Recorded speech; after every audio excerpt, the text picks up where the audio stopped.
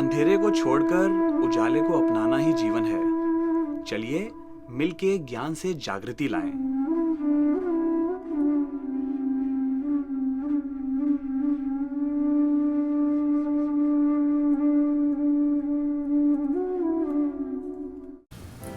दोस्तों, स्वागत है आपका मेरी इस वीडियो सीरीज़ में।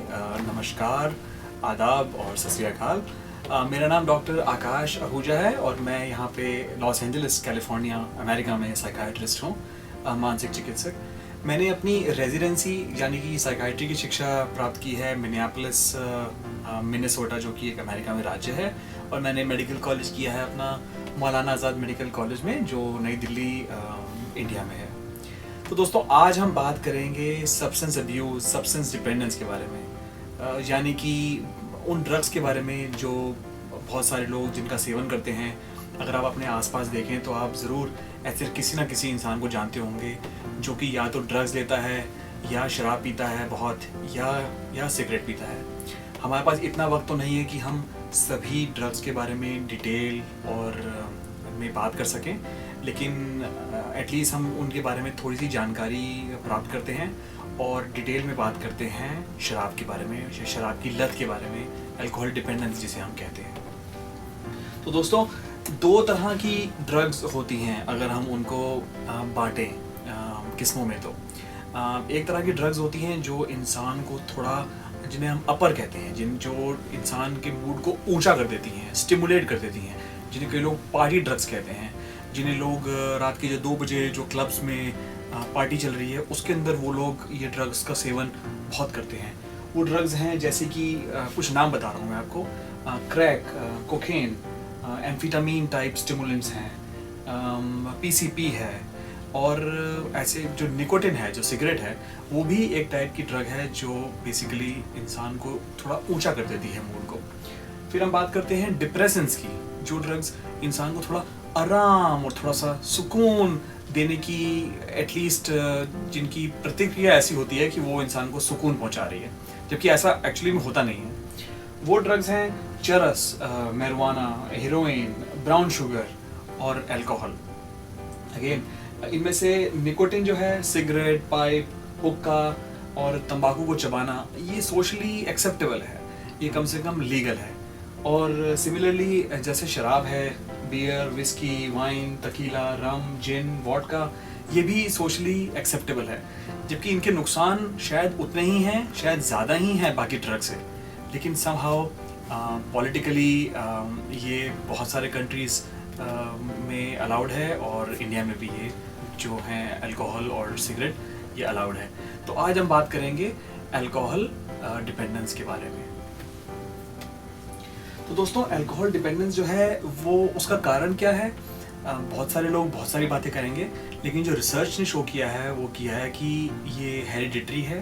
यानी कि अगर फादर या पिता सेवन करता है शराब का, उसको शराब की लत है, तो चांसेस हैं कि वो लत जो है वो बेटे या बेटी में भी हो सकती है। हिंदुस्तान में क्योंकि मेन जो हैं, आदमी जो हैं वो ज़्यादा शराब पीते हैं, तो उनको ये लत लगने के चांस जो हैं वो ज़्यादा हैं बजाय की फीमेल से। लेकिन आजकल किसे कहते हैं कि ज़माना बदल रहा है और बहुत सारी औरतें भी शराब का सेवन करती हैं, और उनमें भी शराब की लत जो है उसके चांसेस जो हैं वो बढ़ रहे हैं। जेनेटिक भी है, कुछ लोगों में इस टाइप के जीन्स हैं जो इस बात के चांस बढ़ा देते हैं कि वो अल्कोहलिक या कि वो शराबी बन जाए। दोस्तों, एक बात मैं कहूँगा कि हमारे दिमाग में बहुत सारे केमिकल होते हैं, और उन केमिकल्स में कुछ रिसेप्टर होते हैं जिन्हें हम कहते हैं गाबा। जो गाबा रिसेप्टर हैं, अगर नाम आपको याद रखना है तो आप गब्बर सिंह के नाम से याद रख सकते हैं, गाबा से गब्बर सिंह। तो ये जो गब्बर सिंह टाइप के जो रिसेप्टर हैं, जब इन्हें शराब मिलती है तो ये बहुत उत्तेजित हो जाते हैं, स्टिमुलेट हो जाते हैं। और जब ये स्टिमुलेट हो जाते हैं तो ये इंसान की बॉडी को रिलैक्स करने की मतलब दिखाते हैं कि इंसान का माइंड जो है वो रिलैक्स हो रहा है। उस रिलैक्सेशन के लिए जो है वो इंसान शराब जो है वो ज़्यादा पीता है।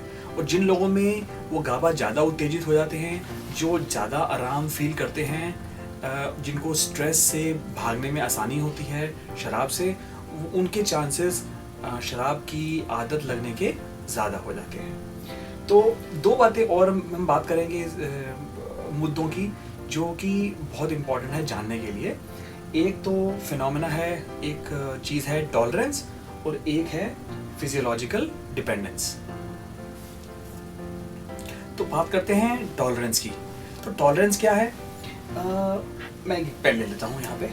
तो सपोज़ करिए कि हम जब शराब पीते हैं, अगर हम एक पैग या दो पैग पीते हैं या एक बियर या दो बियर पीते हैं, तो सपोज़ करते हैं कि हमें जो उसका इफ़ेक्ट मिलता है, जो हमें आराम मिलता है, वो इतना मिलता है, यहाँ से लेके यहाँ तक, ठीक है।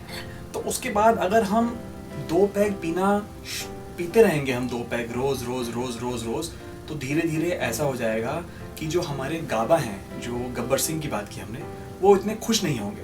तो उनमें होगा क्या कि उनमें जो आराम मिल रहा था पहले यहाँ से लेके यहाँ तक, अब वो शायद इतना मिलेगा आराम, यहाँ से लेके यहाँ तक, तो वो आराम जो है वो कम हो जाएगा। तो ये आराम बढ़ाने के लिए क्या करना पड़ेगा इंसान को? उसे हो सकता है कि 2 पैक की जगह अब 3 पैक पीने पड़े ताकि इतना आराम मिले, या 4 पैक पीने पड़े, या 5 पैक, या फिर पूरी बोतल। धीरे धीरे मतलब ये है कि इंसान को ज़्यादा से ज़्यादा शराब पीनी पड़ेगी वही सेम इफ़ेक्ट लाने के लिए, ताकि उसके जो रिसेप्टर हैं वो गाबा, वो खुश रह सके। दूसरी बात है फिजियोलॉजिकल डिपेंडेंस। फिजियोलॉजिकल डिपेंडेंस क्या है? फिजियोलॉजिकल डिपेंडेंस ये है कि शराब शायद एक ऐसी ड्रग है, बहुत सारी ड्रग्स हैं दुनिया में, लेकिन शराब एक ऐसी ड्रग है जो इंसान के शरीर और मानसिक तत्वों में दोनों को ही अपना सेवक बना लेती है। मतलब उस पर बिल्कुल रूल करती है। अगर आप शराब पीते हैं और आपको उसकी लत लग चुकी है और आप उसको एकदम से छोड़ते हैं, तो आपकी बॉडी जो है आपको उसको छोड़ने नहीं देगी। आपके एक तो गाबा रिसेप्टर हैं जो गब्बर सिंह, वो भी चिल्लाएंगे, और आपकी बॉडी ही आपसे बहुत शराब मांगेगी। आपकी बॉडी जैसे जैसे आप शराब पीते हैं वो अफेक्ट कर सकती है आपके लिवर को, आपकी किडनी को, आपकी नर्व्स को, आपके दिमाग को, आपकी याददाश्त को।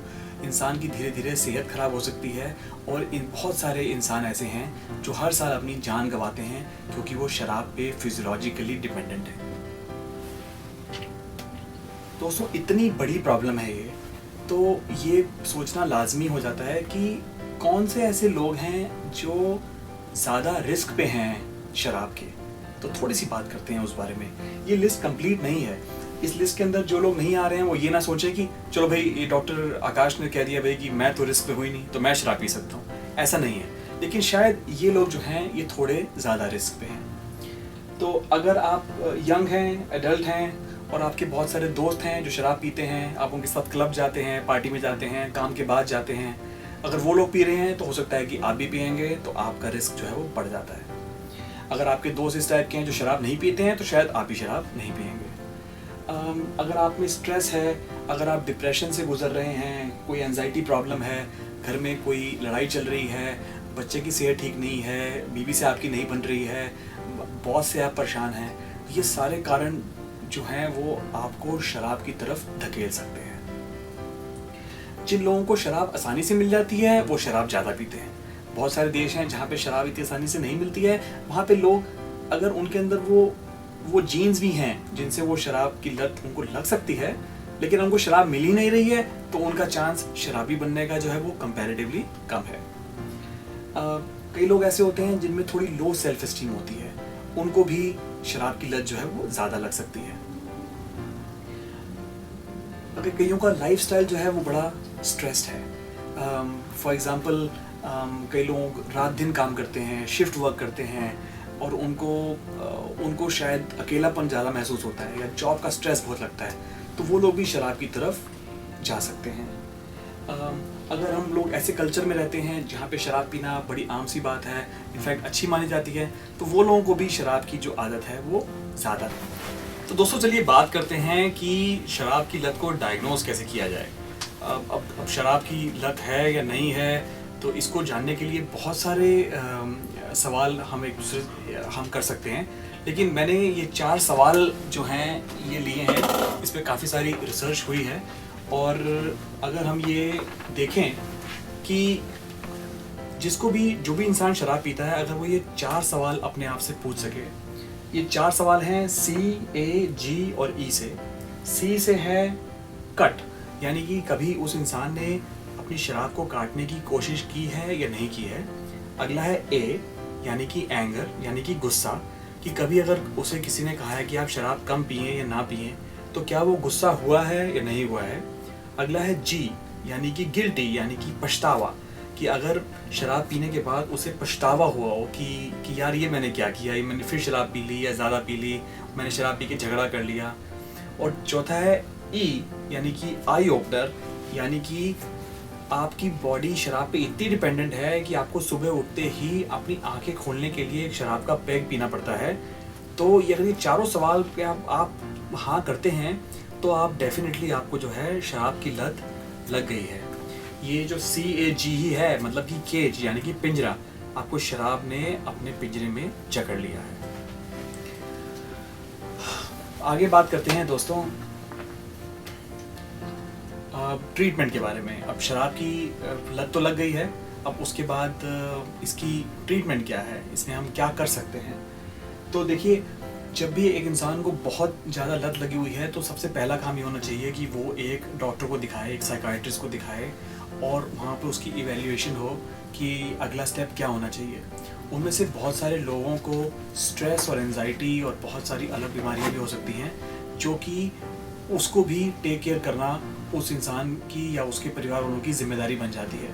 लेकिन पहला स्टेप इसमें ये भी है कि अगर इंसान अभी बहुत शराब पी रहा है तो उसको एक अल्कोहलिक डिटॉक्सिकेशन सेंटर्स हैं हमारे देश में बहुत सारे, वहाँ पे उसे दिखाना पड़ेगा, जहाँ पे वो उसकी बॉडी को कुछ दिनों तक क्लीन करते हैं बहुत सारी दवाइयाँ दे के और शराब ना दे के, ताकि उसकी बॉडी के अंदर जो शराब चल रही है सिस्टम में उसे वो निकाला जा सके।